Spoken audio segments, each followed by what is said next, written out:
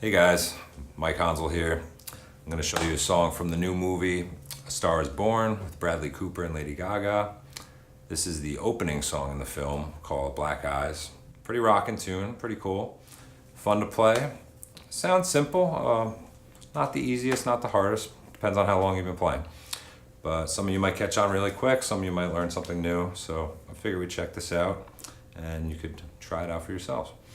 So our opening riff, if you're familiar with guitar, you may know what a unison bend is. We will have our pointer finger on the B string on the 5th fret, so you'll be playing E right there.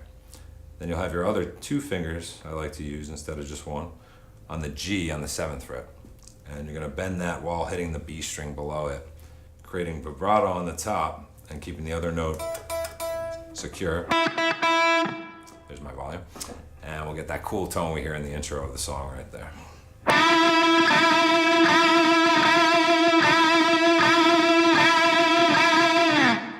So right there, that goes on for, I think, about 6 measures total, 4 phrases per measure. You'll hear the drum build up on the track, so I would suggest playing along to the track. This way you can match that nice vibrato feel, and you can really get into the vibe of the song that way right there.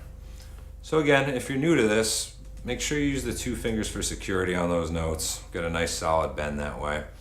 And the tricky part as you learn this, if you're newer, would be to get that note to bend while not letting your pointer finger bend that note. This note should be a solid E, while the other one by itself has that cool vibrato tone going on right there. So hopefully that clears that up. We'll move along to the next part of the song, which is the cool opening intro riff. That one you're going to be using the low E string, and you're going to be using open 3 and 5 primarily for the first half of the riff or so. So we do it open, open 3, open 5 right there. And then right after that, we're going to come up that one more time with open 3, 5 again. So we're primarily using E, G, and A for this section right here. So that's about half of it. In slow motion one more time, I'll show you guys so you can get a nice grip on it. And then we move on to the next piece right there coming up. So practice that a little. You have choices with your fingers here. I like to go pointer to 3rd finger. And then the next note coming up will be an open D. Walking down a little bit of a kind of scale right there. I'll show you that in a moment. So first we had our walking back up, and then we're going to use the open D for the ending. So that last part will be open D, and you're going to do 4th fret,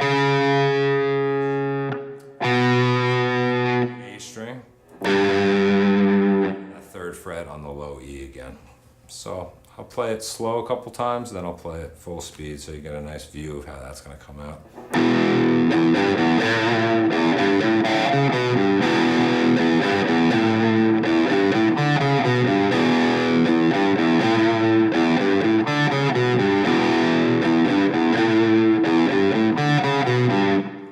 Time. I'll play it a little slower for you guys trying to do this visually. So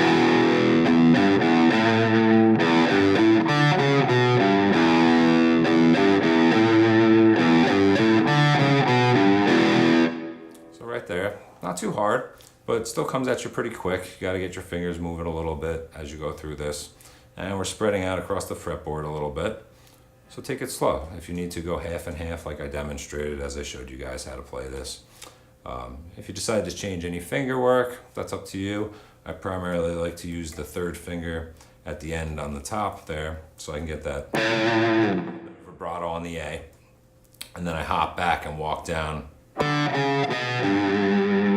those 3 fingers. Not even using my pinky for this. We could have thrown that in as an option, but let's stick with those fingers and kind of keep it simple that way. So during the singing sections, the verses there, it kind of just quiets down. We primarily are just doing a muted kind of feel. I actually think it's all bass, but if you want to imitate it on your guitar, get a nice heavy palm mute and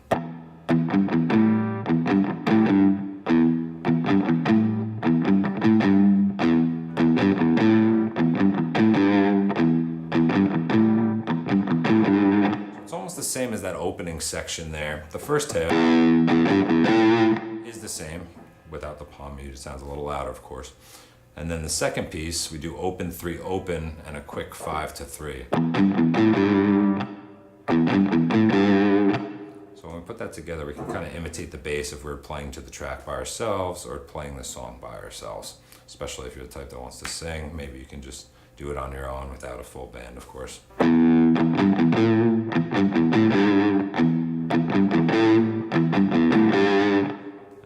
Slow, just so you have an extra clip there if you want to study up on it if you're not catching it. So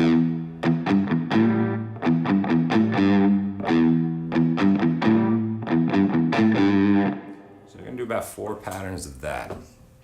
And then as we get to the little turnaround, that brings us to the wayside. We're going to throw in a couple power chords. It may be single notes on the track, but I like to at least thicken it up a little with a power chord. I thought about the full bar chord even, so that's up to you guys. The simplest choice is just a nice power chord, 3, 5, and 5 on your 3rd fret right there. You're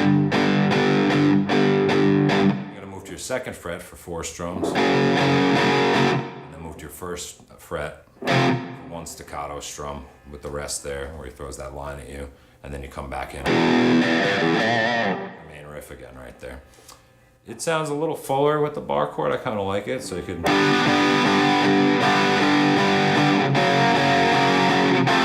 that way. I wouldn't recommend strumming through your whole entire chord. It sounds a little too full at that point to me, but kind of the player's choice right here. They all sound correct, and they're all going to be in, you know, the right feel of the song right there. So we got our G for 8.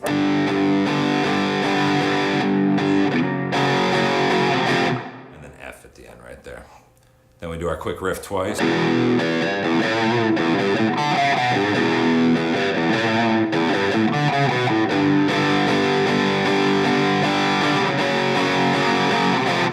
the wayside. Then we'll do a couple more riffs and we jump into the guitar solo, which is a pretty cool point in the song right there coming up. Solo is not too hard, but it's pretty specific. It's mostly pentatonic work, again, like I mentioned earlier, using pentatonic scale primarily for this song here. A lot of timing on your bending. Unison bend going on in the beginning, up higher on the neck up here. And it's just sounding really repetitive, but it's a little harder than it might seem. So when you're doing that, it kind of feels like you might just be hitting it over and over again.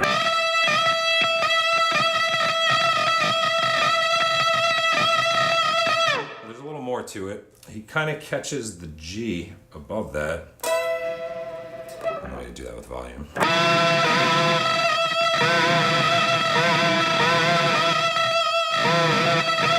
we get a little bit of that extra kind of dirty blues tone going on right there.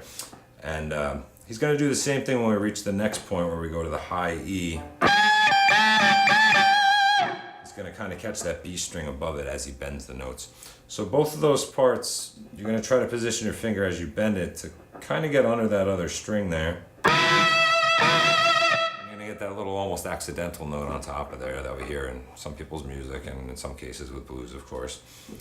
So the first chunk of the solo, he's kind of coming at you with a da da da da da da da da da da da da da feel, almost like a 1 and then 3 type thing going on there.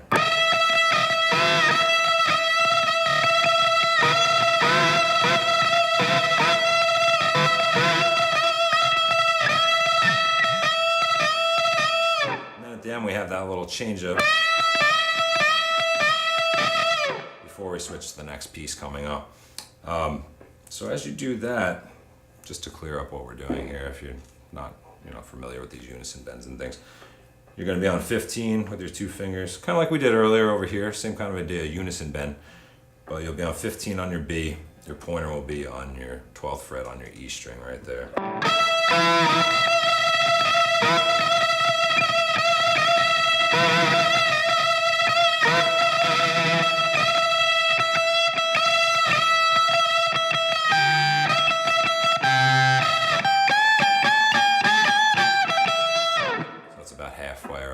Through the solo right there. So at the ending, we get away from that feel that I showed you and we kind of da da da da da da da da. A little bit of a syncopation going on there. The next part.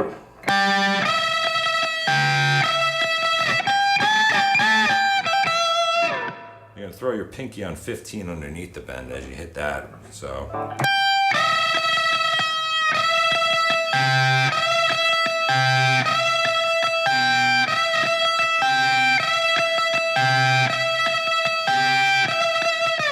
played it about 4 times more. It's only 2 times through there. I played it extra long. So yeah, you're gonna get your pinky underneath that. You do it twice. And then you're gonna switch down and do some bends on the 15. And a quick hammer pull off from 12 to 15 right there. So far that's about half the solo. After that we could have stayed in the pentatonic 12th fret position, but I like to jump back over here.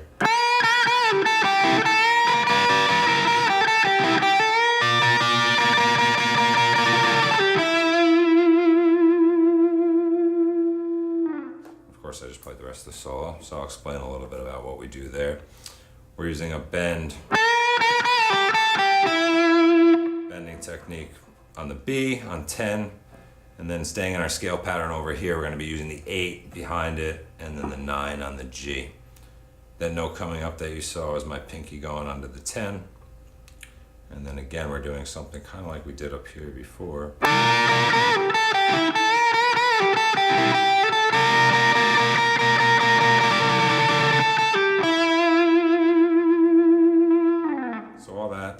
What's going on there. Again, if you're pretty comfortable with your guitar and your experience, you'll probably be catching on to this pretty fast without too much explanation.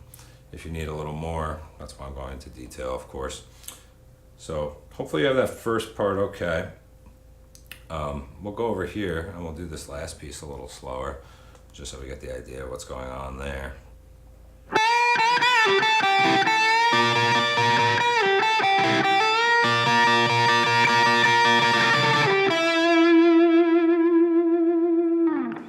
So right there, that's the ending of the solo. Now I'll just play the whole thing real quick, the whole solo at least, at a slightly slower tempo, just so you can see what's happening there, and we'll finish up with that. I'll leave the rest to you guys at home.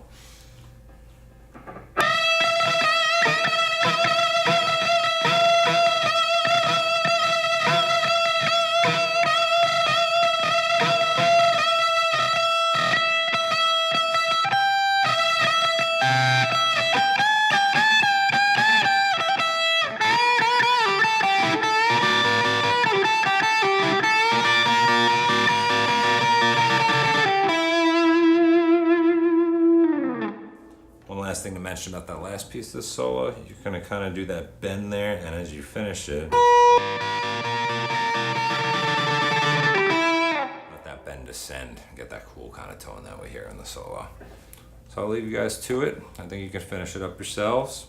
Hopefully this is very helpful. Enjoy the movie, enjoy the music. It's all great stuff, really cool. And if you want to check out my channel, I did a playthrough of this where I added some cool extra guitar parts, some nice solos to it, but mostly played the riffs, and kind of, you can also see what goes on there to get a better view of how it links up with the song. But hopefully this is very helpful. This is the first of hopefully many lessons to come for you guys. So enjoy, good luck, practice every day, and I'll see you next time. Thank you.